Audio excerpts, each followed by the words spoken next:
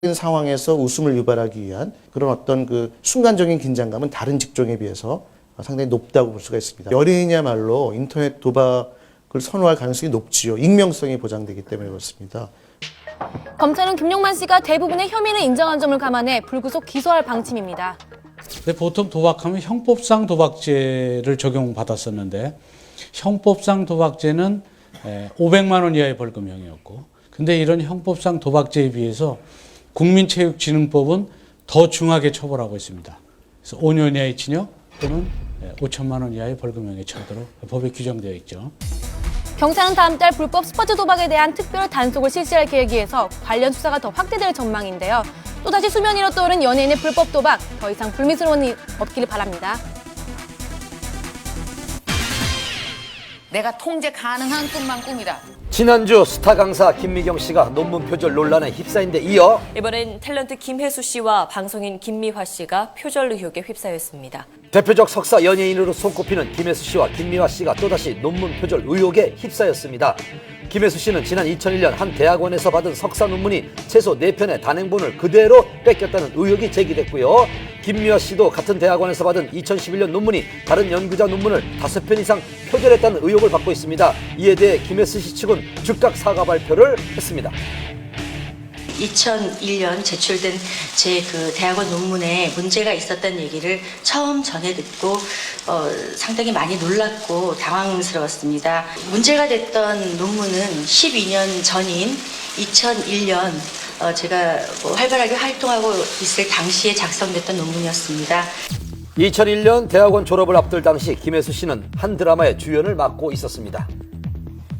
학문적 성과보다는 형식적인 과정으로 생각했던 게 저의 큰 불찰이었습니다. 잘못된 과정을 제가 뒤늦게라도 알게 된 만큼 당시 지도 교수님을 통해서 석사 학위는 반납하겠다는 의사를 전달했습니다.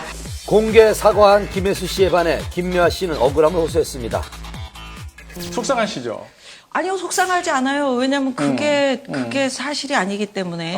저의 어떤 부주의한 면도 있는데, 외국의 이제 먼저 공부를 하신 분의 선행 연구를 이제 한국 분이 그거를 갖다가 논문을 쓰셨을 거 아니에요. 그 교수님의 이름을 옆에다가 같이 달아줘야 되는데, 인용의 재인용인데 이제 인용인 것처럼 했다. 논문의 틀 안에서 뭔가 실수가 있었다.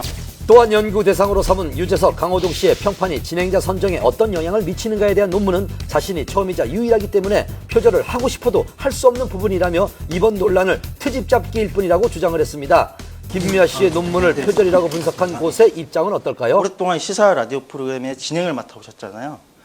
그래서 이제 관련 제보성 검증 요청이 많이 들어왔었고 명분이 있다고 생각해서 김미화 씨의 논문을 검증해 본 것입니다. 문제가 되는 부분을 살펴봤습니다.